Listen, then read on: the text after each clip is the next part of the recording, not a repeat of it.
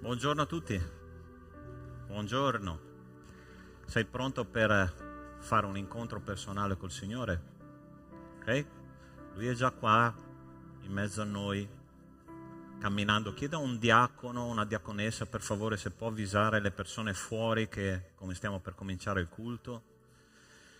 E ti invito, se tu hai portato la parola di Dio, se ce l'hai nel cellulare oppure la tua Bibbia cartacea, ti invito ad aprire la parola di Dio nella lettera di Paolo Apostolo ai Filippesi, capitolo 2, e leggeremo i primi versetti di questo capitolo bellissimo.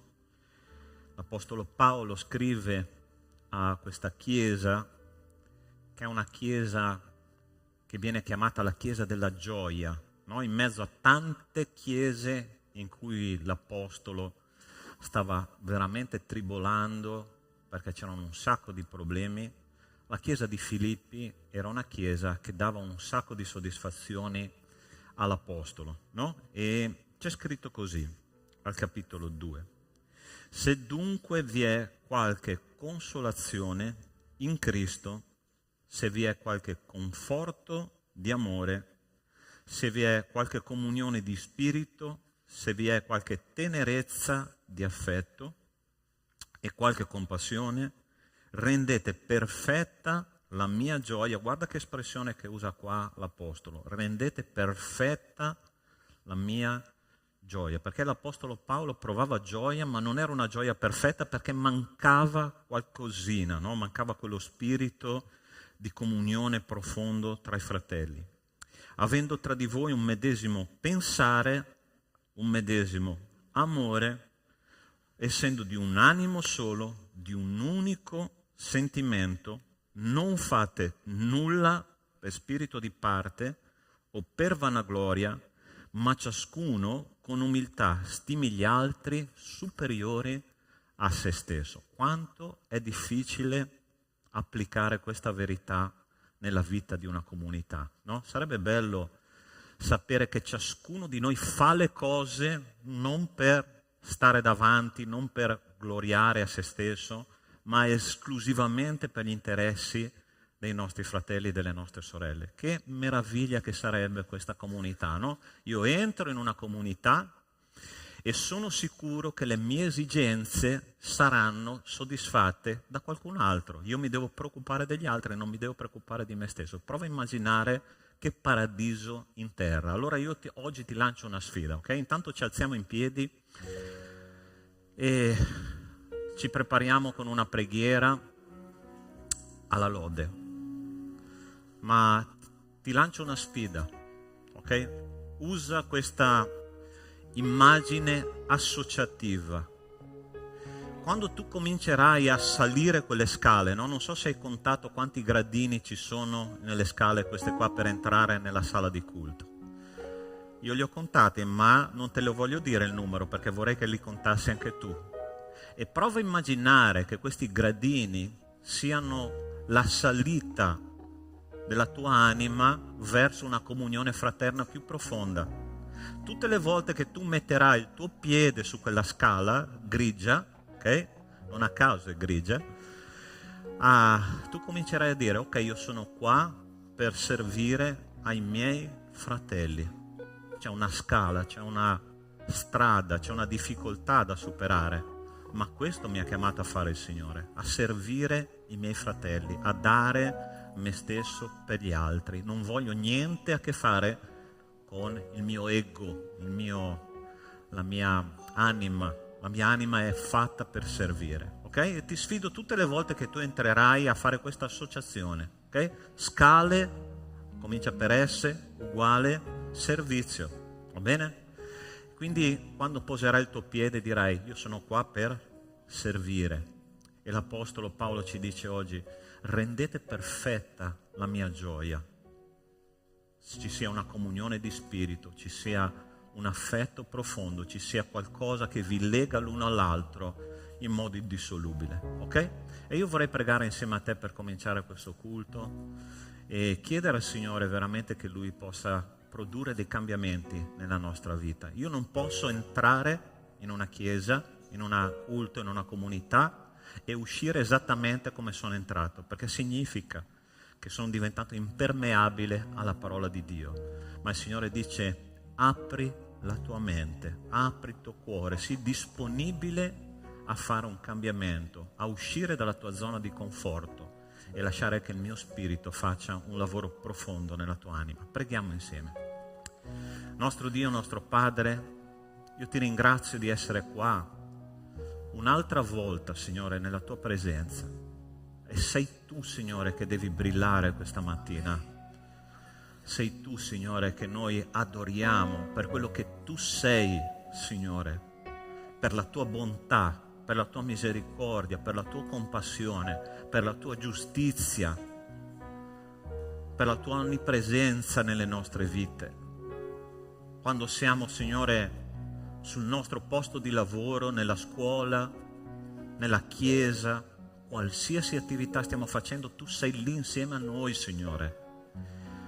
E la tua onnipotenza, Signore, e la tua delicatezza nello stesso tempo, quel tocco sottile dello Spirito che tutte le volte che noi stiamo prendendo una strada ci parla con quella delicatezza, quell'amore, con quella compassione per quello che noi siamo, Signore. Abbiamo bisogno del lavoro del tuo Spirito. Ed è questa mattina, Signore, che siamo riuniti insieme. Quando tu, Signore, il tuo popolo è riunito nella tua presenza, tu fai meraviglie.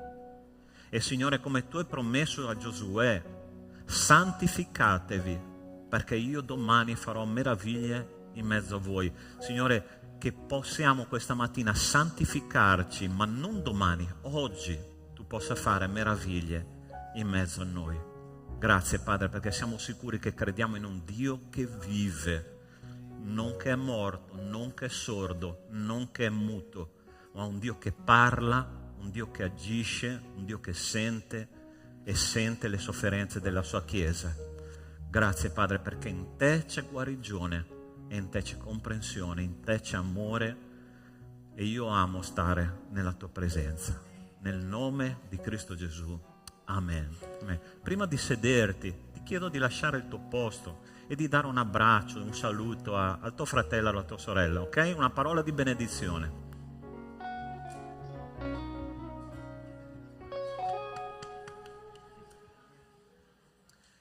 Buongiorno.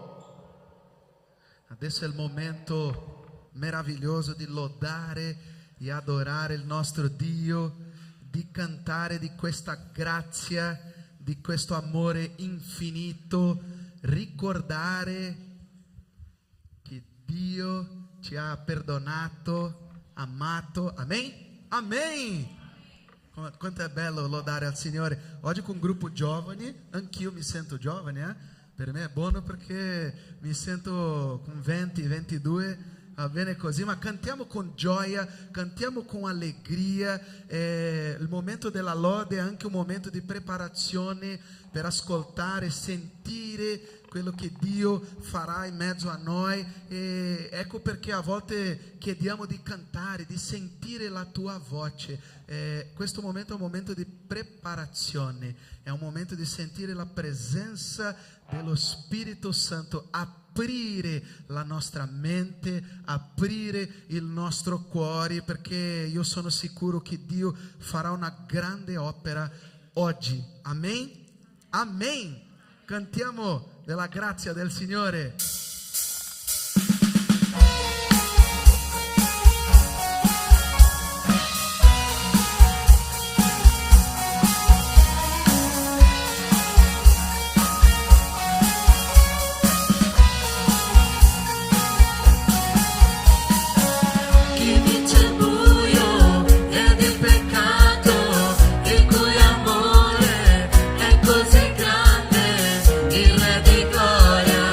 Jesus.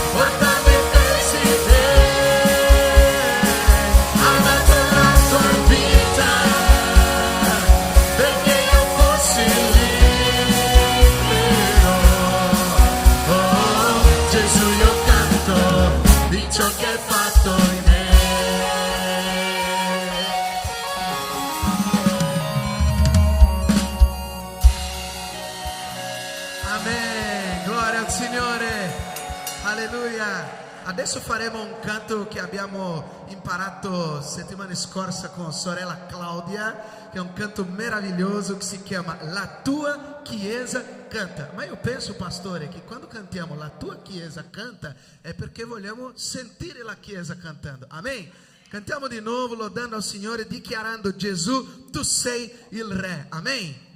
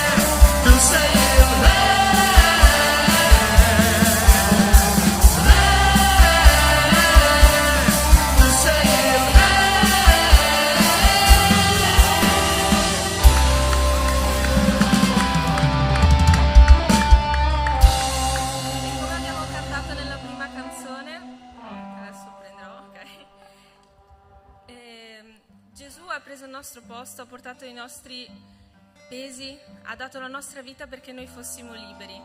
Gesù è morto in quella croce per liberarci e proprio per questo noi non dobbiamo ascoltare quello che ci viene detto da fuori, dobbiamo ascoltare quello che Dio ci dice, quello che Lui dice di noi, di quello che siamo. È Lui che sa qual è la nostra identità, è in Lui la nostra identità. Non dobbiamo ascoltare quando pensiamo di essere incapaci, di essere brutti, di essere antipatici, di non essere abbastanza, perché non è vero. Gesù dice tutt'altro, dice che ce la possiamo fare, che siamo belli, che siamo simpatici, siamo capaci di fare grandissime cose in Lui. Dobbiamo solo credere a queste cose, a nient'altro. Cantiamo la prossima canzone.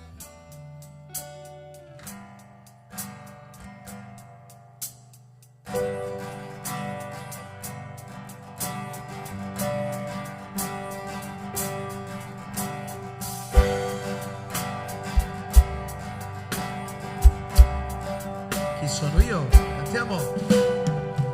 Chi sono io perché grande Dio mi accoglie a sé? Ero perso e mi salvò il suo amore, che lui libero sarà. Sono figlio suo, se è così.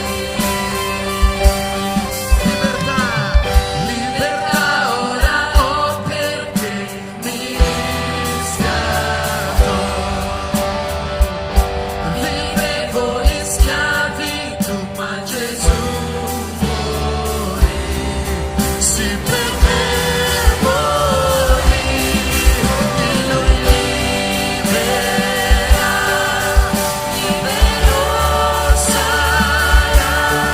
Sono figlio suo, se è così. Nella casa sua per me posto c'è. Sono figlio suo, se è così. Sono scelto, credo a quello che Dio dice di me, mi sostiene, credo a quello che Dio dice di me. Sono scelto, credo a quello che Dio dice di me, mi sostiene, credo a quello che Dio dice di me, che Dio dice di me, che lui libera,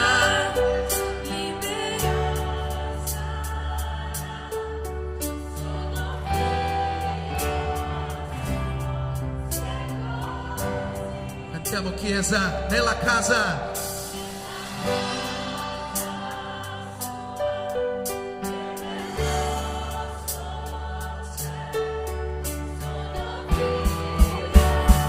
Se è così, sono scelto,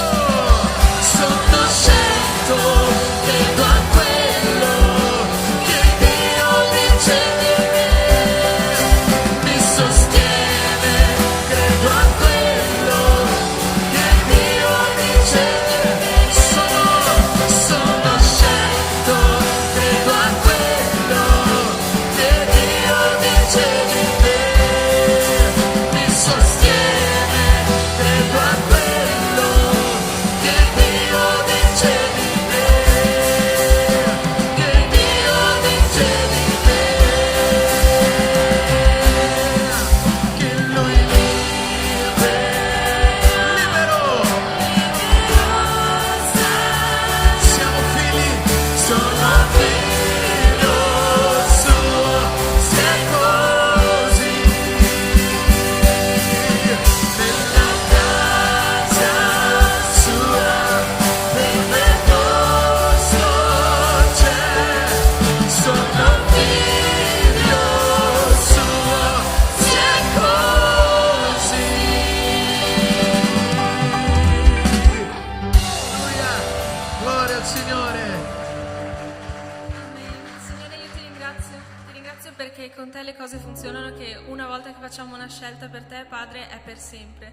Ti ringrazio perché non sei umano, Padre, ti ringrazio perché ad ogni nostro sbaglio continui ad amarci, continui a rinnovare le tue promesse nonostante tutto, Signore. Io ti ringrazio perché ogni giorno ti prendi cura di noi, Padre. Io prego affinché ogni persona qui oggi possa sentire l'amore che tu hai da dare, Padre.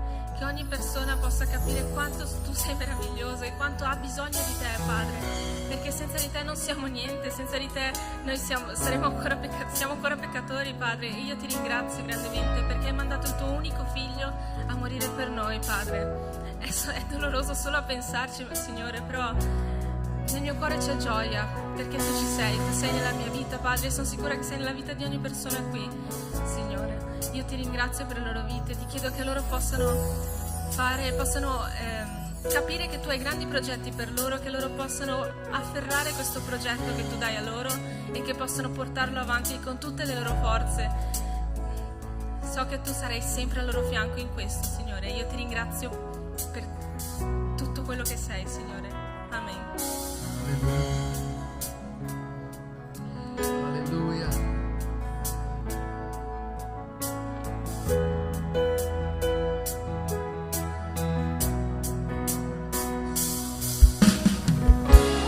Proprio quando sono qui con te, tu vinci per me le mie battaglie. Alleluia. Proprio quando sono qui con te, tu vinci per me le mie infermità. In te Dio, In te Dio io trovo la forza per non gettare la spugna, perché Cristo ha donato il suo sangue. In te Dio io trovo la forza per non gettare la spugna, perché Cristo cantiamo, tu sei la forza della debolezza, sei la speranza del cuore mio, tu sei la certezza in un mondo che è senza, tu sei lo dubito. Proprio quando sono qui fai di questa canzone la tua preghiera. Parla col Signore, consegna a Dio i tuoi problemi. proprio quando sono Alleluia. qui con te, tu vinci per me le mie infermità. Dio, In te Dio io trovo la forza per non gettare la spugna, perché Cristo ha donato il suo alleluia. sangue. In te Dio io trovo la forza per non gettare la spugna, perché Cristo Tu sei la forza della debolezza, sei la speranza del cuore mio, tu sei la certezza in un mondo che è senza, tu sei Dio mio, non dubito. sì Gesù, E se Gesù tu sei con me, chi sarà contro me? Alleluia. Se tu Gesù sarai con me, io vincerò. cantiamo di nuovo. E se Gesù tu sei con me, chi sarà contro di me? Se tu Gesù sarai con me, io vincerò comunque.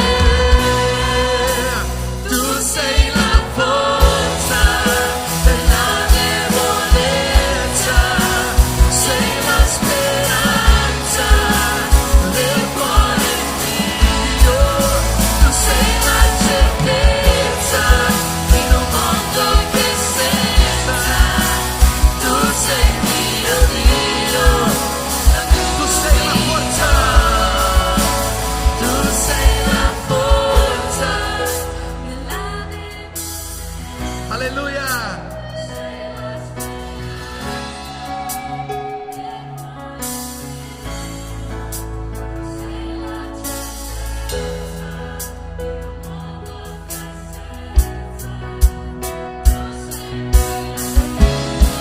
Una volta ancora possiamo dichiarare tu sei la forza della debolezza, sei la speranza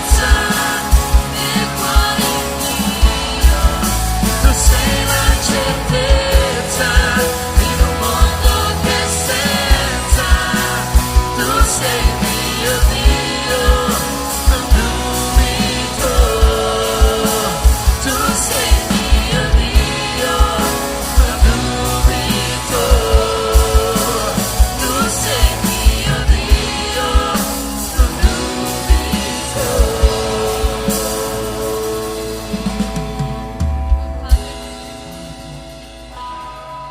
Grazie per questo bellissimo momento, Padre. Benedici le persone qui presenti. Hanno sentito la tua voce, hanno sentito la nostra voce, hanno sentito lo Spirito Santo in questa chiesa. È fortissimo, Signore, in questo momento. Tutti hanno aperto i loro cuori per te, Signore. Stiamo aprendo i tuoi cuori per te. Le persone qua presenti vogliono essere vicine a te. Siamo una comunità che vuole stare più vicina, Signore. Questa chiesa è un tuo dono, è una cosa bellissima. Grazie a te possiamo conoscere persone nuove, possiamo testimoniare. Noi giovani siamo qui per il tuo scopo, Signore. Siamo qui per parlare di te. Io ti ringrazio perché mi hai dato un nuovo giorno. Questo significa che tu mi hai dato un altro giorno di vita e fa che ognuna di queste persone possa conoscerti di più, che tu possa fare qualsiasi cosa, perché tu sei la nostra speranza, sei la nostra certezza, tu sei la nostra forza. Io ti ringrazio per ogni cosa che mi dai.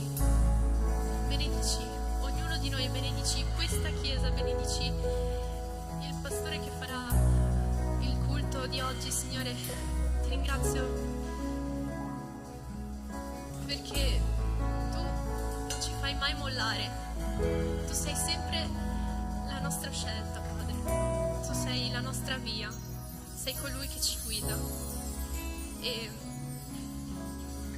grazie per ogni cosa, per questa lode. Siamo qui per adorarti, siamo qui per lodarti, per scoprire di più su di te, per conoscerti meglio. Ti ringrazio ancora nel nome di Gesù, amen. Amen. Potete accomodarvi.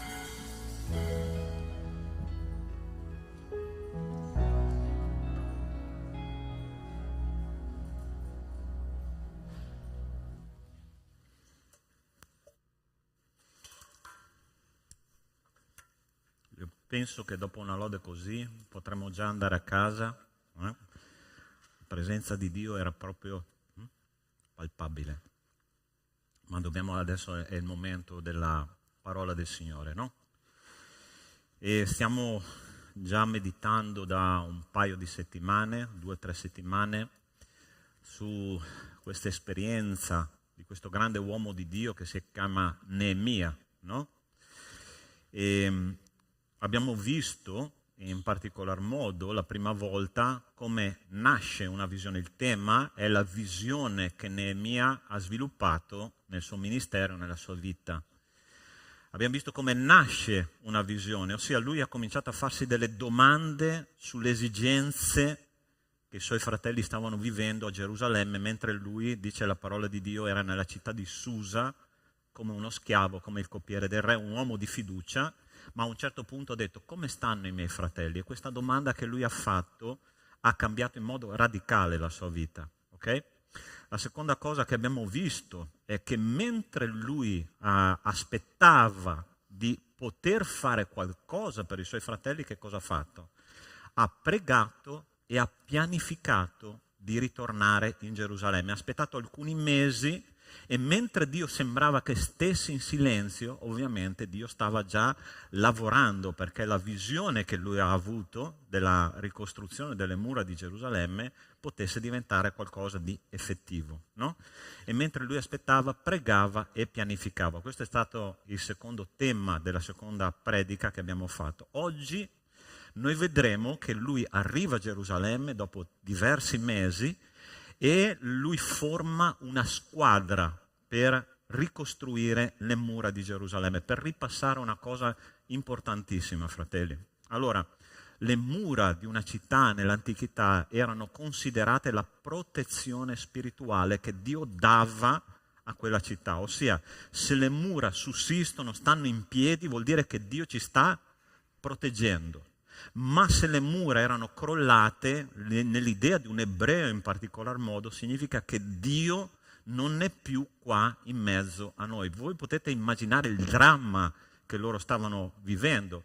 Non so se ti è mai capitato una serie di situazioni nella tua vita in cui tu cominci a chiederti: ma Signore, ma dove sei in queste situazioni? Ti sei dimenticato di me? Sta succedendo qualcosa? Le mura spirituali della città rappresentano la protezione di Dio. E oggi noi vedremo come noi, insieme a Neemia e insieme a tanti grandi uomini della storia, devono prendere posto nella visione. Ossia, in una squadra noi dobbiamo occupare un posto, che tu sia un attaccante, che tu sia un difensore, un mediano, qualche posto tu devi occupare. E come mi sono ripromesso fino alla fine di quest'anno, ok, sopportatemi, io dirò sempre quella famosa frase che nella squadra di Dio non esistono spettatori, ma soltanto dei protagonisti. Dio vuole che tu sia protagonista della squadra del Signore e tu devi prendere quindi il tuo posto. Ok? Preghiamo che il Signore possa parlarci quest'oggi. Riccardo, scusa, appena un po' più alto, per favore. Nostro Dio, nostro Padre, ti ringrazio e ti benedico perché, Signore, tu sei veramente in mezzo a noi.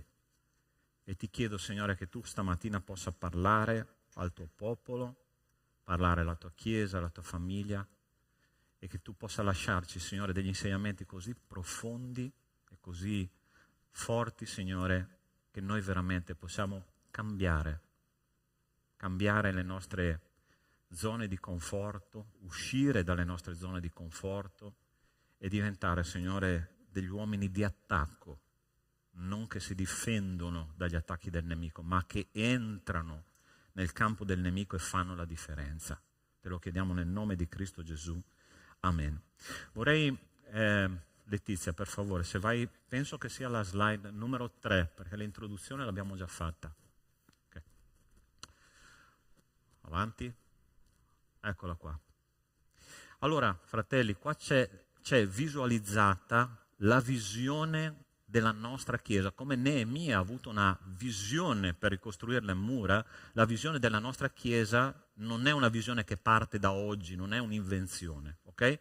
È una cosa che già diversi anni fa il Signore ci ha parlato, quando insieme al pastore Caio abbiamo cominciato a collaborare, e il Signore ci ha parlato chiaramente di cosa deve essere la nostra direzione nel mondo spirituale. E la nostra, qui è semplicemente sintetizzata in alcune parole, dice così: la nostra visione è propagare per mezzo della potenza dello Spirito Santo la sana dottrina al fine di sviluppare nelle persone una profonda relazione con Dio e con il prossimo. Di conseguenza alla nostra visione, ovviamente una visione non può rimanere visione, ma deve diventare una missione. Ok? La nostra missione è questa: un discepolo generando un altro discepolo, un gruppo generando un altro gruppo, una chiesa generando un'altra chiesa. Chiesa di Treviso sei incaricata dal Signore di generare un'altra chiesa, ok? Fra poco vedremo che il Signore opererà in questa direzione. Un insegnante generando un altro insegnante, un servo generando un altro servo, un musicista generando un altro musicista, un cantante generando un altro cantante, perché così la moltiplicazione dei pani e dei pesci moderna è questa, cari fratelli. Quando noi moltiplichiamo quello che noi siamo, il mondo conoscerà che c'è un Dio vivo, ok? Un Dio vivo, perché un corpo sano che cosa fa? Cresce. Okay? Se noi siamo un corpo sano, sicuramente cresceremo. Allora andiamo a vedere adesso che cosa Neemia ha fatto per ricostruire le mura, per moltiplicare la sua visione e soprattutto per portare a termine la sua visione. Prima di tutto lui è entrato nello spirito della squadra. Okay? E io vorrei dare una parola oggi a tutti i leader di qualsiasi ministero ci sono qua nella comunità. Un giorno, se tu non sei un leader oggi, forse lo sarai domani, e se non lo sei, e se non lo sarai, ma almeno sarai il leader nella tua famiglia di qualcosa, dovrai amministrare i tuoi figli, la tua moglie, la tua famiglia, qualcosa dovrai amministrare. Il principio assolutamente non cambia e il leader e pochi altri devono portare avanti la visione. Ok? Guarda che cosa ha fatto Neemia. Così giunsi, dice la parola, a Gerusalemme e trascorsi 3 giorni, mi alzai di notte, presi con me pochi uomini e non parlai a nessuno di quello che Dio mi aveva messo in cuore di fare per Gerusalemme. Non avevo con me altra cavalcatura oltre a quella che usavo. Uscii di notte per la porta della valle e mi diressi verso la sorgente del dragone e la porta del letame, osservando le mura di Gerusalemme quando erano rovinate e come le sue porte erano consumate dal fuoco. Passai presso la porta della sorgente e il serbatoio del re, ma non c'era posto per cui potesse passare la mia cavalcatura. Allora risalii di notte la valle, sempre osservando le mura, poi rientrato per la porta della valle me ne tornai a casa. Le autorità non sapevano né dove fosse andato né che cosa facessi. Fino a quel momento io non avevo detto nulla né ai giudei, né ai sacerdoti, né ai notabili, né ai magistrati, né ad alcuno di quelli che si occupavano dei lavori. Allora guarda che cosa interessante che stava scegliendo come posizione di leadership Neemia.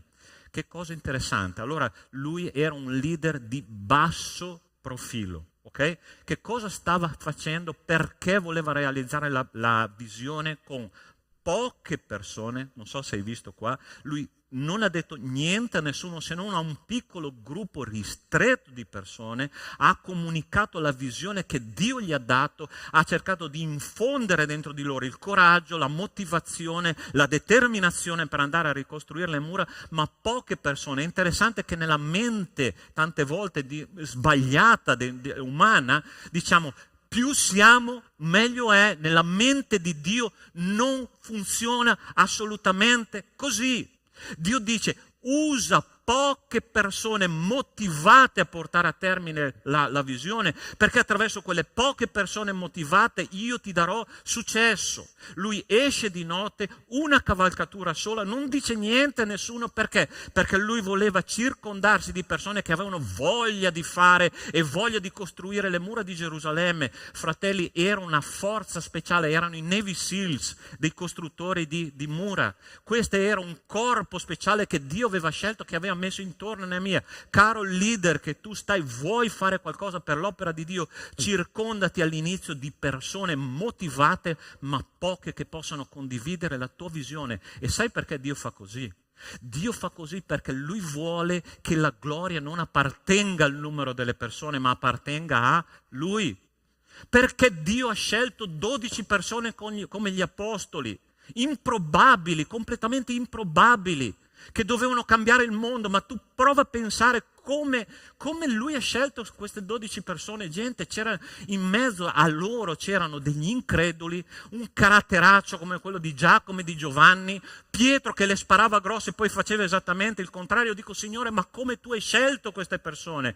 Perché io conosco il mio popolo, ne scelgo 12, queste 12 persone cambieranno il mondo.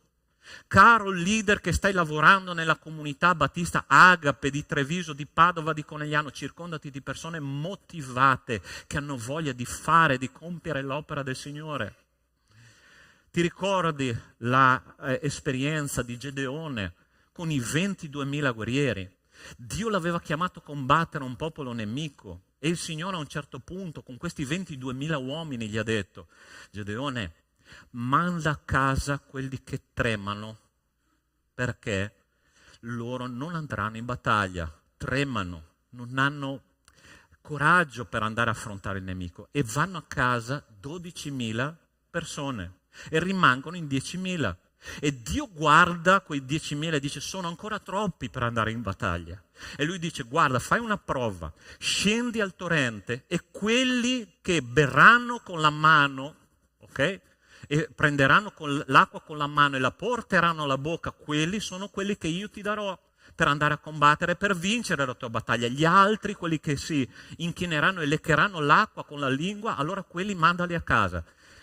È una cosa un po' strana, no? Ma sai, noi pastori siamo un po' neurotici, no? Io vado sempre a vedere il perché di queste cose. Sai perché? Interessante che le persone che andavano a leccare, a lambire l'acqua con la lingua e abbassavano la testa non erano pronti per la battaglia, mentre gli altri che portavano l'acqua alla bocca avevano gli occhi attenti a dove il nemico si stava muovendo. E sai quanti sono rimasti? 300. Il film 300 non è stato girato qualche anno fa, è stato girato nell'Antico Testamento con i guerrieri di Gedeone. E quelli hanno vinto la battaglia con 300 perché tutta la gloria potesse andare al Signore. Tu vuoi avere una vita ministeriale di vittoria? Circondati di poche persone veramente motivate che hanno voglia di lavorare nell'opera del Signore, e Dio ti darà delle vittorie soprannaturali incredibili, perché Dio ha scelto questo metodo perché tutta la gloria vada a Lui. Amen? Caro leader, cambia il tuo modo di pensare. L'unità non fa la forza, la determinazione fa la vittoria. Però io non voglio ovviamente dare un'informazione soltanto ai leader, ma anche alla squadra che lavora per l'opera del Signore. Allora io vorrei che noi potessimo assorbire questo spirito di squadra che si trova al capitolo 3 di Neemia. Dice così la parola di Dio. Ok. Eliasib, sommo sacerdote, si mise al lavoro con i suoi fratelli sacerdoti e insieme costruirono la porta delle pecore. La consacrarono e vi misero i battenti, continuarono a costruire fino alla torre di Mea, che consacrarono, e fino alla torre di Cananael. Accanto a Eliasib lavorarono gli uomini di Gerico e accanto a loro lavorò Zacur, figlio di Imri. I figli di Sena costruirono la porta dei pesci, ne fecero l'interaiatura e vi misero i battenti, le serrature e le sbarre. Accanto a loro lavorò le riparazioni Meremot, figlio di Uria, figlio di Acos. Accanto a loro lavorò le riparazioni Mesullam, figlio di Berechia, figlio di Mezabel. Accanto a loro lavorò le riparazioni Sadoc, figlio di Pana. Persone anonime, ok? Tu conosci questi uomini di cui parla la parola di Dio?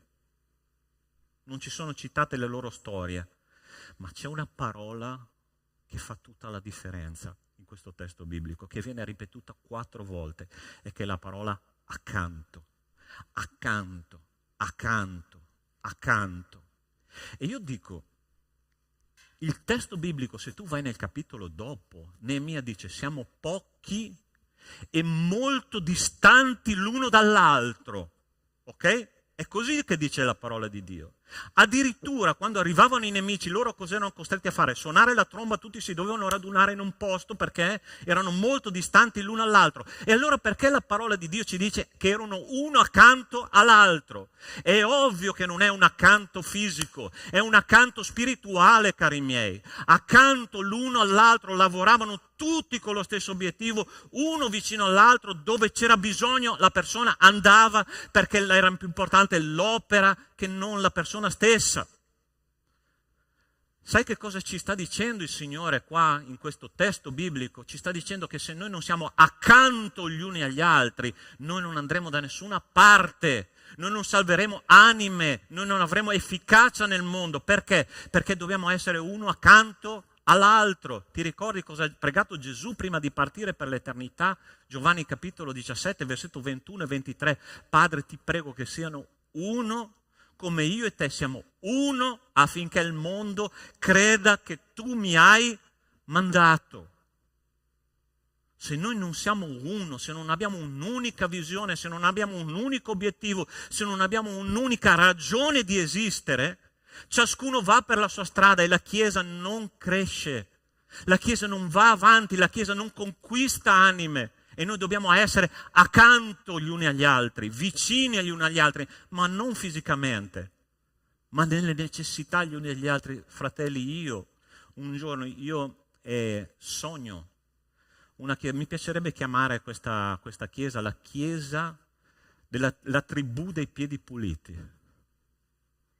Sai perché? Perché quando Gesù si è alzato dalla cena, si è avvicinato ai suoi discepoli e ha lavato i piedi ai suoi discepoli. E quanto vicino era ai piedi di questi discepoli Gesù. E non c'era un profumo di Chanel numero 5 lì, vero? Ma lui non ha avuto né vergogna né schifo di quei piedi. Perché? Perché lui era accanto. Sai quanti piedi sporchi ci sono stamattina in questa sala? Necessità da soddisfare, ma non le mie, quelle degli altri, quelle delle persone vicino a te, dei tuoi fratelli, delle tue sorelle. E sai perché abbiamo l'obbligo di essere uno accanto all'altro? Te lo dico subito. È una notizia che mi ha sconvolto stamattina. In Corea, la prima festa di Halloween, dopo 2 anni di lockdown, i ragazzi sono andati in piazza a festeggiare la festa di Halloween. 130 ragazzi sono morti in questa festa, soffocati dalla folla. Non so se ti rendi conto cosa significa 130 ragazzi morti istantaneamente per festeggiare la festa di Halloween. Tutti noi ci ricordiamo quando è la festa di Halloween, vero? Posso fare un test stamattina? Guardami bene. Tu sai che festa è domani? 31 di ottobre. Chi sa che festa è domani? Quanti sanno qual è? Alzi solo la mano. 1, 2, 3, 4. Ok. 40% della Chiesa. Domani è la festa della Riforma protestante. Ossia, non è a caso che la Riforma protestante viene festeggiata proprio in prossimità di Halloween. Perché i padri della Riforma hanno cercato di riportare la parola di Dio al popolo, la parola che salva. La parola che salva ragazzi che invece di andare in piazza a festeggiare Halloween vanno nella chiesa a festeggiare un culto al Signore. Io dico, Signore, il tuo popolo ha ancora questo coraggio di essere uno in Cristo. Ha ancora questo coraggio di camminare uno a fianco all'altro, accanto. Perché il Signore ha pregato per questo. Padre, ti prego, fa che siano uno affinché il mondo creda. Sai che cosa impatta il mondo? Non una predica eloquente, non una chiesa ben organizzata come struttura, perché ci sono delle organizzazioni molto più organizzate di noi. Noi siamo organizzati disorganizzatamente, ok? Ma l'unità della Chiesa, quando la Chiesa è unita, lo Spirito fluisce e la differenza si vede, cari fratelli. Ma noi abbiamo questo impegno, questo obbligo di stare uno accanto all'altro. Ed è interessante che questi uomini hanno un nome che per noi non significa assolutamente niente, ma nell'agenda di Dio è un'agenda importante dove questi nomi sono registrati. Tu vorresti essere registrato nell'agenda di Dio e dire: un giorno Rubens Spada ha costruito le mura di Gerusalemme, le mura della città d'Italia, della spirituale d'Italia, insieme a Furio Avanzi, insieme a Alessandro Sanfelice, insieme a Pinco Pallino, che era là nella chiesa di Treviso, e nella mia agenda queste persone hanno fatto la differenza nella società. Fratelli, prendiamoci un impegno stamattina, ok? Chi vuole insieme a me dichiarare al Signore, ma anche a questo mondo, qua in Italia, quella cosa che è successa in Corea non succederà? Perché noi saremo uno in Cristo, perché noi metteremo giù le nostre ginocchia e diremo no, qua in Italia no, qua in Italia i nostri giovani faranno la differenza. Qualcosa è successo nel campeggio a settembre e continua a succedere qualcosa nella vita dei nostri giovani. Fratelli, preghiamo per i nostri giovani. Giovani, dove ci sono giovani, vengono attirati altri giovani, ma noi dobbiamo abbracciare i peccatori, dobbiamo accogliere i peccatori. Quando io comincio a guardare un ragazzo, una ragazza che entrano qua, che non è vestito come io penso, che non si comporta come io penso, che non fa quello che io credo che dovrebbe fare, noi ci comportiamo come farisei. Ma quando noi accogliamo le persone diverse e diciamo qua è il tuo posto, qua è dove tu troverai amore, questo non significa accettare il peccato, ok? Sono due cose completamente diverse, ma accettare la persona sì, e dobbiamo essere una accanto all'altra. Se non abbiamo questa mentalità, noi falliremo e falliremo insieme alla società di oggi. Hai capito il principio? Hai capito quello che il Signore ci chiede stamattina? La parola che è stata citata più volte qua è accanto, ma non dobbiamo fare soltanto questo. Dice così a questo testo che si trova sempre nel capitolo 3, alcuni versetti sparsi lì in ordine sparso, ma che ci danno un insegnamento bellissimo. Eliasib, sommo sacerdote, si mise al lavoro con i suoi fratelli sacerdoti. Accanto a loro lavorarono alle riparazioni Melatia il Gabaonita, Iadon il Meronotita e gli uomini di Gabaon e di Mispa. Lavorò alle riparazioni Uziel, figlio di Caraia, uno degli orefici, e accanto a lui lavorò Anania, uno dei profumieri. Accanto a loro lavorò alle riparazioni con sua moglie Sallum, figlio di Alloches, capo della metà del distretto di Gerusalemme. Interessante che costruivano mura. Chi c'era lì? Un sommo sacerdote, un profumiere, un orefice, un politico e anche degli stranieri.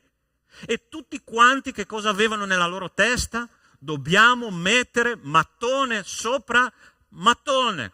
E non si interessavano chi loro erano. Il sommo sacerdote che andava al di là del velo una volta all'anno, che era il punto di riferimento spirituale del popolo di Israele,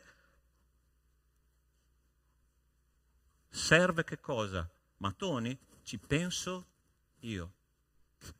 Ha preso i mattoni e ha cominciato a mettere mattoni uno sull'altro, ha cominciato a sporcarsi del suo abito sacerdotale. Mi ricordo quando siamo entrati in questa sala di culto per la prima volta, no? Abbiamo cominciato a fare progetti. Ed è interessante che questa parete di fondo, no, che voi vedete non esisteva. Quando sono arrivati i plichi di cartongesso da portare da giù nella piazza a su, io ho detto: Signore misericordia, chi ci darà una mano a fare questo? E a un certo punto il pastore Caio, no, mi ha guardato e mi ha detto: Sandro, calma, che hai fatto una crisi di cuore un mese fa, calma. Hai capito? E io portavo su, cercavo, no, proprio incapace di fare questa cosa qua, perché bisognava prenderli in modo strano. Un fratello addirittura si è arrabbiato con me, mi ha detto: pastore, non si fa così a portare su i pannelli. Ok, calma, dimmi come si fa, che voglio imparare, ok? Ma tutti ci siamo dati da fare, tutti hanno fatto qualcosa. Non importa se io ero un predicatore, non importa se tu sei un cuciniere, un orefice, un profumiere, il sommo sacerdote che il Signore ha scelto, non importa. Queste persone si sono date da fare perché c'era un vuoto, c'era un buco, e queste persone l'hanno occupato perché c'era bisogno. Ti ricordi che cosa ha fatto Gesù durante l'ultima cena? Lui che era il Maestro, lui che era il Signore, lui che era il Messia, lui che era il Cristo. La parola di Dio ci dice che lui si è spogliato, si è tolto la sua veste da rabbi, si è messo incinta un asciugamano e ha cominciato a lavare i piedi ai suoi discepoli, e ha interpretato la figura di uno schiavo che non esisteva in quella casa, e ha fatto quello che era necessario. Fratelli, è così che funziona in una chiesa. Quando io vedo le necessità, chiunque io sia, è perché Dio sta parlando con me di quello che sta succedendo e di quel buco che aspetta a te perché le fila si serrino, ok? E che noi possiamo servire gli uni agli altri come Cristo vuole. Non importa se io sono maestro di musica, predicatore, pastore, ministro della lode o della musica, non importa. Il Signore ci vuole usare e apre i nostri occhi. E sai perché Lui fa così?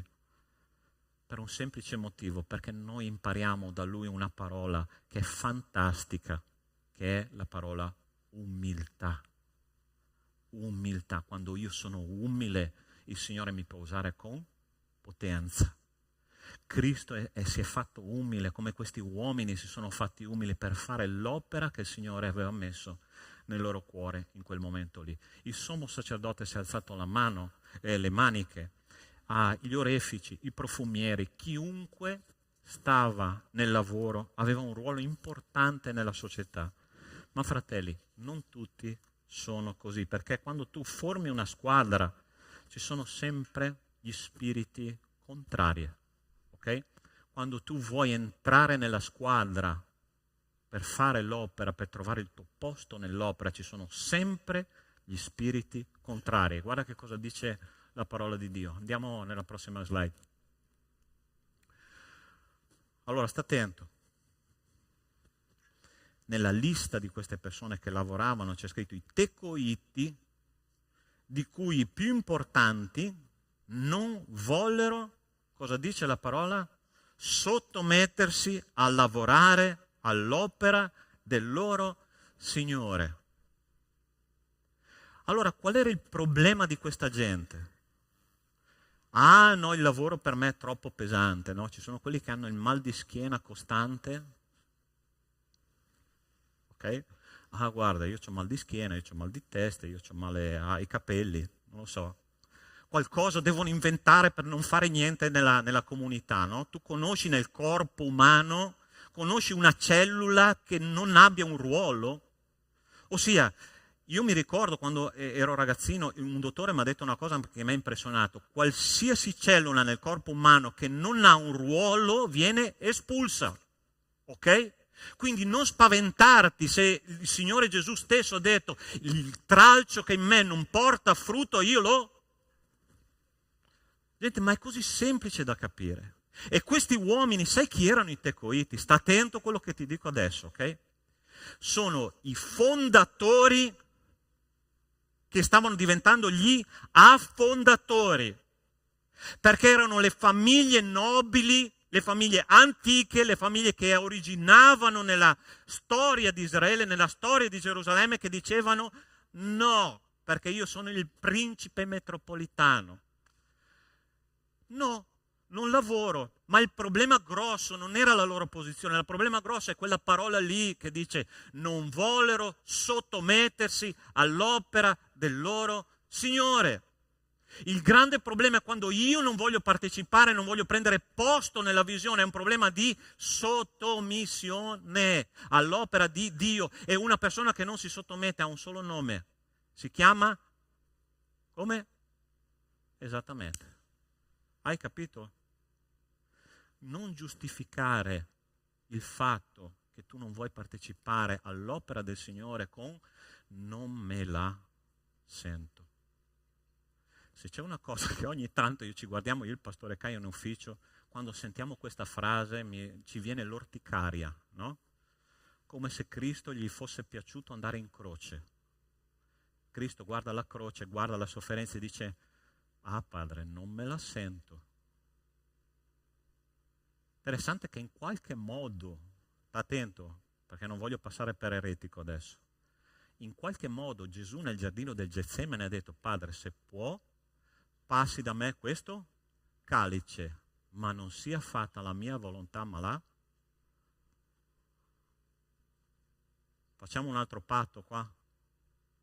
Bandiamo dalle nostre bocche, dalle nostre menti, dai nostri cuori le parole non me la sento. Ok? Fratelli, vedo un silenzio terribile stamattina. Prendiamo questa responsabilità. Non me la sento, non deve esistere più nel nostro vocabolario spirituale. Queste persone hanno fatto la differenza perché hanno detto: me la sento sì, anche se non sono capace, ma qualcosa io voglio fare per la causa di Cristo. E il Signore ti sta dicendo: tu vuoi fare qualcosa per la causa di Cristo? Vuoi essere protagonista o spettatore? Vuoi pagare il biglietto e uscire insoddisfatto un'altra volta? Perché è interessante che meno fai, ho imparato questa regola nel mondo spirituale. Appena tu ti siedi, appena tu non fai niente, sai che cosa parte? Questo. Appena tu non fai parte della squadra, appena tu ti siedi per giudicare quello che ti sta intorno, il dito parte, qualche difetto tu lo trovi. Ma è interessante che chi è coinvolto nell'opera non vede difetti, vede soluzioni per problemi. Hai capito? E questa gente aveva fatto la differenza perché aveva visto soluzioni per problemi, hanno tirato sulle maniche, hanno fatto la loro parte e la squadra ha vinto. La squadra ha vinto perché loro hanno avuto questa fantastica visione che è vincere attraverso il mio contributo. E ultima cosa che voglio dirti stamattina, questa mattina non sono per niente battista, perché i battisti fanno apertura, chiusura e 3 punti, stamattina ce ne sono 5, ok? Ma va bene così. Io dissi, questo è Neemia che parla ai notabili, ai magistrati e al resto del popolo, l'opera è grande ed estesa. Guardate cosa dice qua, quello che dicevo all'inizio, no? E noi siamo sparsi sulle mura e distanti l'uno dall'altro. Dovunque udrete il suono della tromba, là radunatevi con noi. Il nostro Dio combatterà per noi. Così continuavamo i lavori mentre la metà impugnava la lancia dallo spuntare del giorno all'apparire delle stelle. Passiamo all'altra slide. Per favore.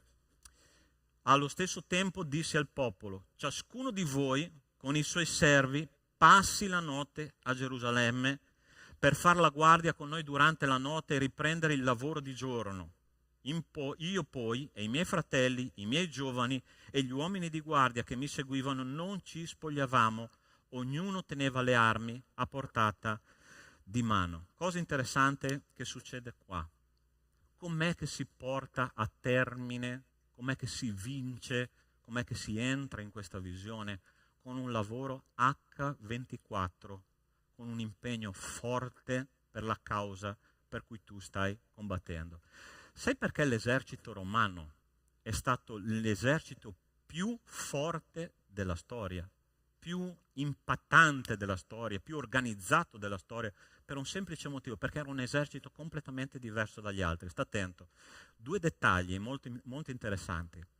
Se tu vai in Efesini capitolo 6, dove Paolo descrive l'armatura del cristiano, lui ha preso ad esempio l'esercito romano quando dice lo scudo della fede, la spada dello spirito, l'elmo della salvezza, eccetera, eccetera, eccetera. Poi dice i sandali dell'Evangelo della pace. Che cosa faceva un soldato romano? Prima di tutto, sempre teneva addosso la sua armatura di notte, di giorno, di pomeriggio, in qualsiasi momento della giornata lui era pronto per il combattimento. Ed è interessante una cosa, un dettaglio dei sandali che lui indossava. Tu sai che quei sandali si chiamano calligae, ossia sono dei sandali da battaglia che sotto la suola hanno dei chiodi, ok?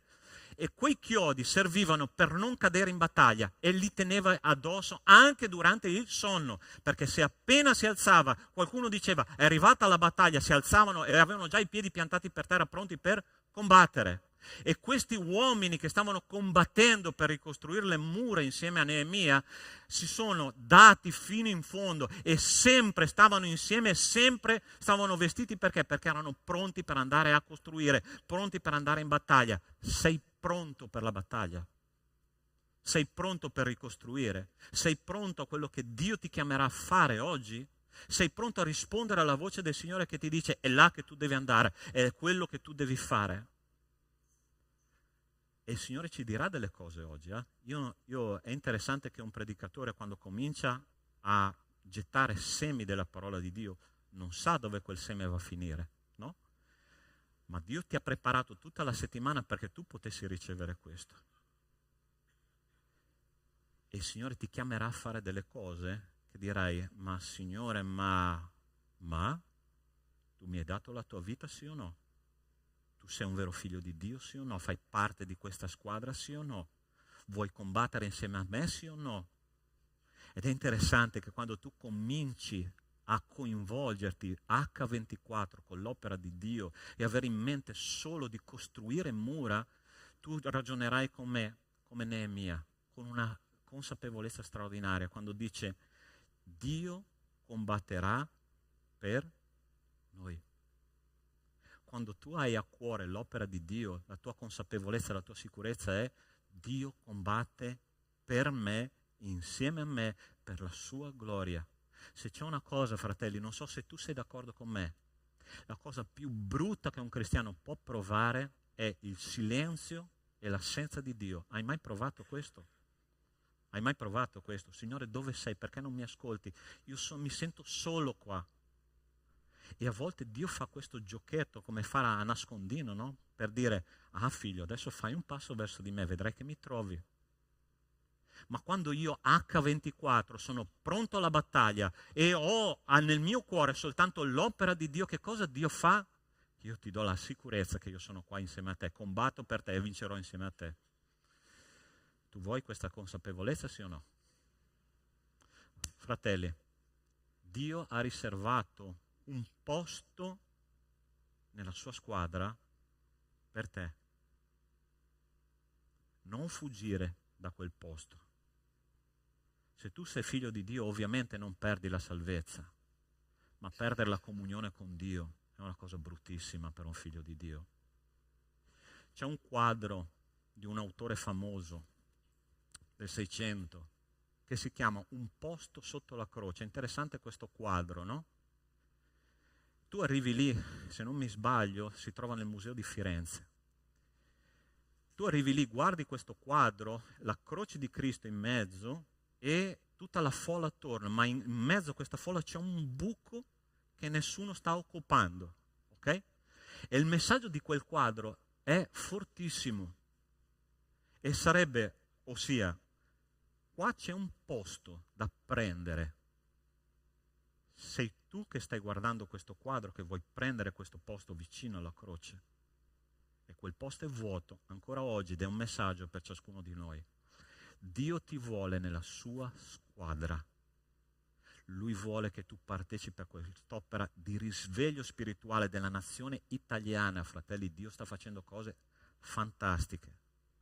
Sai a quanto siamo arrivati con la percentuale di necessità monetarie per la nostra Chiesa questo mese? Al 119%. Gloria a Dio. Gloria a Dio. Qualcuno aveva profetizzato che saremmo crollati, ma il Signore sta dicendo, figli miei, io combatto con voi. Io sono con voi. E se tu non stai vedendo Dio operare, c'è qualcosa che non funziona, fratello. C'è qualcosa che non funziona, ma il Signore è qua per dirti sotto quel quadro, vuoi prendere il tuo posto? È qua il tuo posto. Non lasciare andare a questa occasione. E io vorrei pregare insieme a te, ok? In questo momento. Il titolo della predica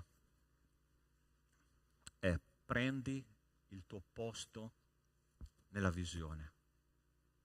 Prendi il tuo posto nella visione. Non puoi stare seduto.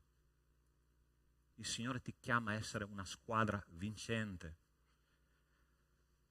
Ma se tu non vuoi, il Signore non ti obbliga. Ma tu perderai l'occasione di essere più vicino a Lui e accanto ai tuoi fratelli. Voglio pregare insieme a te. Nostro Dio, nostro Padre, io ti ringrazio in questo momento perché la tua parola è stata seminata. La mia responsabilità, Signore, termina qui. Adesso, Signore, è un'opera dello Spirito Santo. Io ti chiedo, Signore, che lo Spirito che tu hai chiamato a convincere di peccato, di giustizia e di giudizio in questo mondo possa fare un lavoro profondo nell'anima, Signore, di coloro che ti hanno ascoltato stamattina, sia qua che a casa attraverso internet. E che in questo momento, Signore, possano prendere la decisione di occupare quel posto che tu hai riservato per loro. Signore, non esiste nel tuo regno operaio che non lavori. Chiama, Signore, un popolo alla battaglia. Chiama, Signore, questo popolo a essere uno in Cristo. Come ha detto l'Apostolo Paolo, se c'è una perfetta gioia, rendete perfetta la mia gioia con un unico pensare, con un unico sentimento, con un unico obiettivo, con un unico spirito. Non possiamo rimanere indifferenti a questa chiamata. Chiama un popolo, Signore, alla battaglia. Ti ringrazio, Padre, per quello che stai facendo in mezzo ai nostri giovani. E ti promettiamo qua stamattina, Signore, che non smetteremo di pregare, di testimoniare, di agire, Signore, perché i giovani italiani non subiscono la stessa cosa che è successa in Corea. Signore, chiama questo popolo alla battaglia, a salvare la vita di tanti ragazzi che hanno bisogno di te. Te lo chiediamo nel nome di Cristo Gesù. Amen. Amen. Amen. Possiamo alzarci in piedi? Sei pronto per di nuovo per lodare il Signore, offrire la tua vita, offrire la tua decima, la tua offerta, e che il Signore possa benedire quello che tu, qualsiasi cosa, tu farai in armonia con la sua volontà. Amen.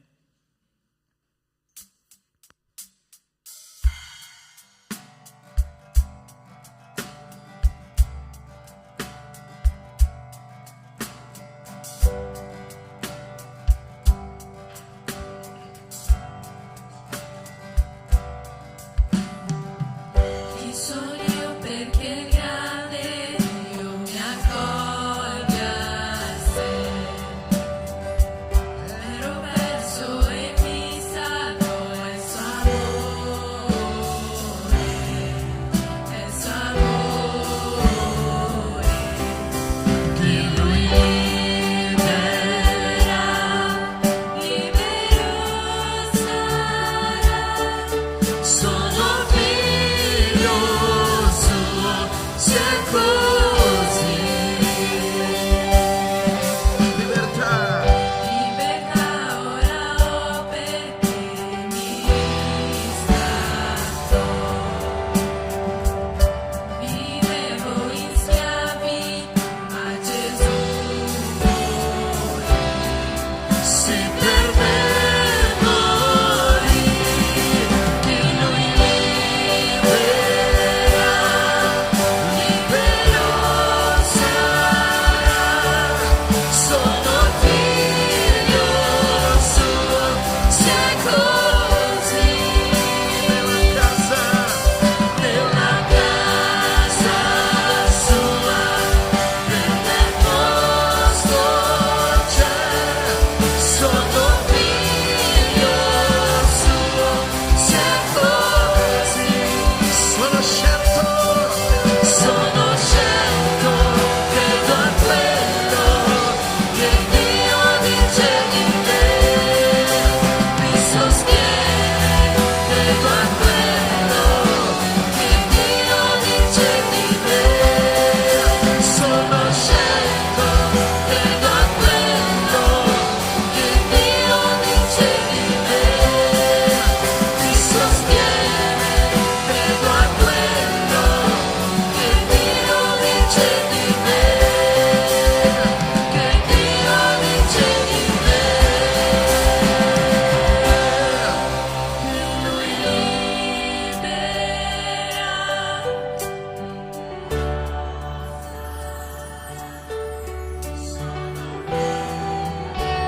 Se è così. Nella casa. Nella casa sua, nel posto c'è. Sono figlio suo, sia così.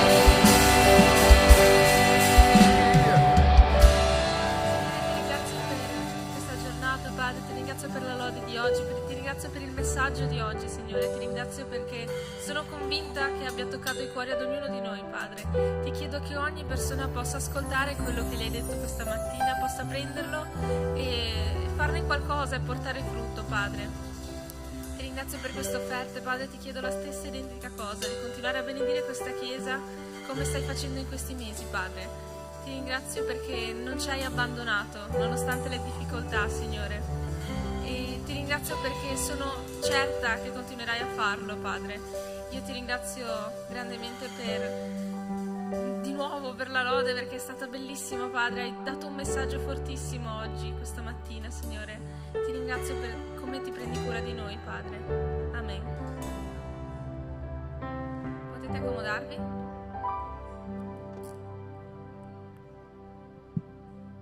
Ok, io vorrei fare un momento, se mi concedete, di preghiera per i giovani italiani, ok? Chiedo, se possibile, ok, Furio, tu te la senti di venire qua e ci riesci, o se no ti passiamo il microfono lì. Vorrei fare insieme a 3 persone, io, Furio e fratello Rubens, come ministro della lode. Fratelli, prendiamo qua il nostro impegno pregando per i giovani italiani, ok? Il Signore sta facendo qualcosa, ha cominciato a lavorare nei nostri giovani, i nostri giovani si stanno risvegliando, ok? Faremo un campeggio a dicembre con loro di nuovo, e che loro possano essere uno strumento di benedizione per i giovani italiani. Ma fratelli, dobbiamo insieme a tanti altri, ok? Insieme a voi, ricostruire queste mura spirituali nell'Italia, ok? Non permettiamo che i nostri giovani arrivino al suicidio prima di aver conosciuto Cristo. Per favore, abbiamo un compito. Stiamo lottando per delle anime che quando muoiono vanno all'inferno, ok? Prova a pensare se fosse mio figlio o tuo figlio. Sarebbe difficile, no? Ma il fatto che non siano nostri figli non vuol dire che non potrebbero essere figli di Dio. Per favore, prendiamo questo impegno come comunità, ok?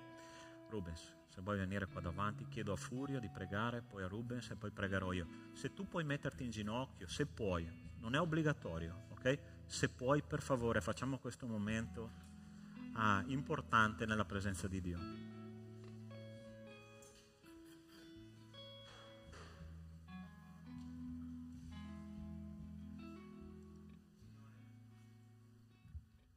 Dio nostro, ti ringraziamo, Signore. Ti ringraziamo perché questa mattina hai voluto darci per mezzo del tuo servo un messaggio potente, Signore, dalla quale noi abbiamo capito che noi siamo la tua squadra, che dobbiamo restare uniti come tu eri unito a tuo figlio, Signore. Dobbiamo restare uniti specialmente per stare accanto ai nostri giovani, Signore. Tu hai iniziato in noi un'opera e la porterai a compimento. Ora, Signore, tu hai iniziato in questi giovani un'altra opera molto importante per la tua Chiesa. Aiuta noi a stare vicino a questi giovani, a incoraggiarli, ad aiutarli, affinché possano vedere la tua mano operare in loro, Signore. E di conseguenza vedremo la tua mano operare nella tua Chiesa. Grazie, Signore, io ti benedico e ti ringrazio ancora perché tuo è la gloria, tuo è il regno, a te la lode, Signore, nel nome di Gesù. Amen. Grazie, Signore, perché è un regalo di Dio poter pregare, poter, Signore, benedire questa generazione futura, la Chiesa di domani. Signore, grazie perché abbiamo in questa Chiesa un gruppo di giovani con fame della tua parola, di sentire la tua voce. Signore, grazie perché abbiamo un gruppo di giovani che vogliono, Signore, portare la presenza del tuo Spirito Santo. Grazie, Signore, chiediamo adesso, Dio, nel nome di Gesù, che possa benedire questa generazione, benedire ogni giovane, ogni famiglia della nostra Chiesa, Signore. E io chiedo che possa aiutare loro a portare la tua parola anche quando loro sono in scuola, quando loro sono con i suoi amici. Dio, nel nome di Gesù, che il tuo Spirito Santo possa guidare il loro cuore, Dio, possa blindare il loro cuore, la loro mente, Signore, in nome di Gesù. Sappiamo che questi giorni sono giorni difficili, sappiamo, Dio, che il mondo offre tante cose diverse, ma Dio, noi chiediamo nel tuo nome che tu possa, Signore, proteggere questa generazione chi porterà il Vangelo del Signore in questa Italia, chi farà la differenza, chi saranno, Dio, il pastore, il ministro di musica di domani. Signore, nel nome di Gesù, noi chiediamo anche per i nostri genitori. Io sono un genitore e lo so, Dio, la sfida di ogni giorno prendere cura, di ogni giorno insegnare, di ogni giorno, Dio, stare a fianco della mia figlia. Che, Signore, nel nome di Gesù tu possa, Dio, dare la capacitazione necessaria per ogni papà, ogni mamma, Signore, nel nome di Gesù, che possa benedire, Signore, anche i genitori della nostra Chiesa. Pai, grazie, perché sappiamo che tu hai iniziato una grande opera, tu hai iniziato un grande lavoro con questi giovani, Signore. Io sono sicuro che vedremo, Signore, grandi cose che tu farai in mezzo a noi. Grazie, Signore, ti chiediamo nel nome di Gesù. Amen. Amen. Signore nostro Dio, nostro Padre, osservando, Signore, la realtà che è attorno a noi, siamo ben consapevoli, Signore, che le mura spirituali del nostro Paese sono a terra, Signore, macerie da ogni parte. Ma come Neemia ha fatto, Signore, lui ha guardato oltre le macerie, la possibilità di ricostruire. Signore, che ogni persona che è qua stamattina possa guardare al mondo non come qualcosa di completamente perso, ma come una possibilità di mostrare che esiste un Dio vivente. Ed è attraverso le nostre vite, Signore, che tu vuoi fare. Grazie per la vita dei nostri giovani, ma grazie per chiunque, Signore, chiunque, giovane, adolescente, adulto, anziano, predica la tua parola con coraggio. Dà la sua vita, Signore, per la tua causa. Signore, nel nome di Cristo Gesù, che questa squadra che tu hai chiamato all'esistenza, Signore, io mi ricordo qualche anno fa, quando sono arrivato, Signore, era già una realtà ben consolidata, ma oggi, Signore, la cosa è aumentata. Hai fatto una moltiplicazione non di pani e di pesci, ma di anime. Queste anime tu le hai chiamate per essere un corpo solo. E ti chiedo, Signore, nel nome di Cristo Gesù, che ognuno di noi possa avere quella consapevolezza che Neemia ha avuto, ossia quando lui ha detto il Signore combatterà per noi. Signore, siamo qua, aiutaci a rimboccare le maniche, a essere pronti 24 ore su 24 per fare la differenza. Signore, poche persone completamente dedicate alla tua opera, sono sicuro che conquisteranno molto di più di quello che noi immaginiamo. Mostraci, Signore, il tuo potere attraverso di noi. Siamo qua in aspettativa e la risposta è tua, Signore, nel nome di Cristo Gesù. Amen. Amen.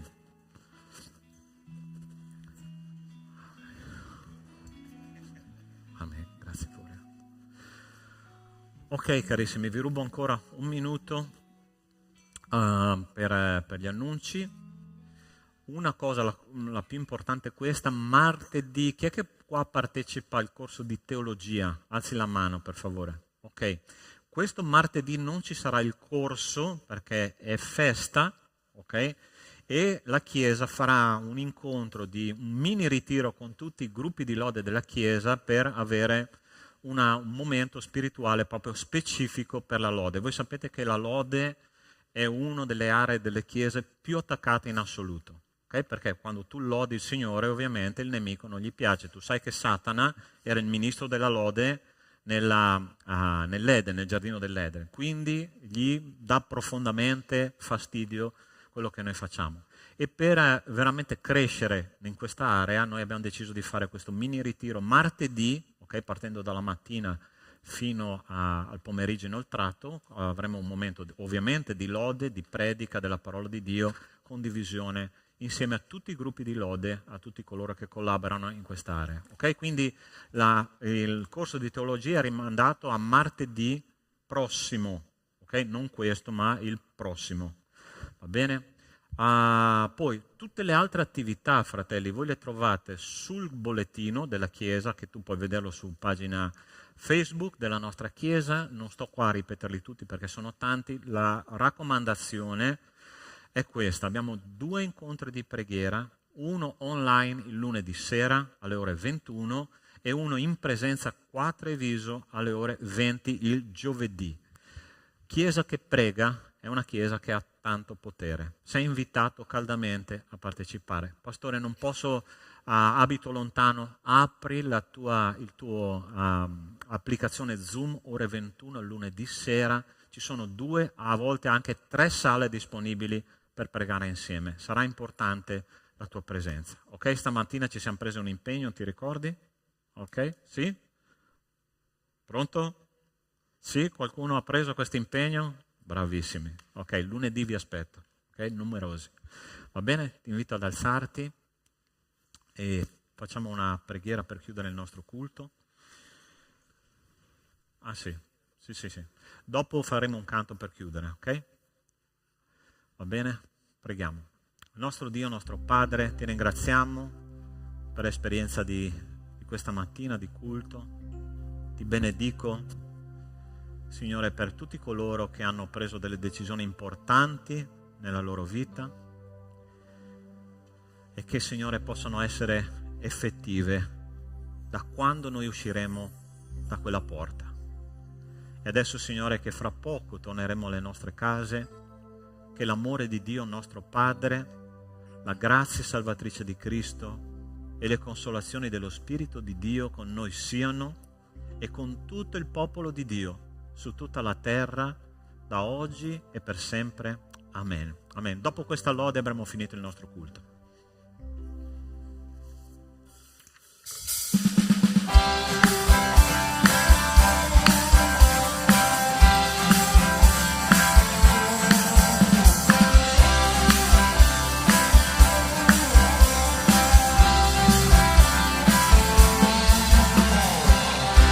La stella del mattino al 3 del Signore, la lode va a Lui, colui che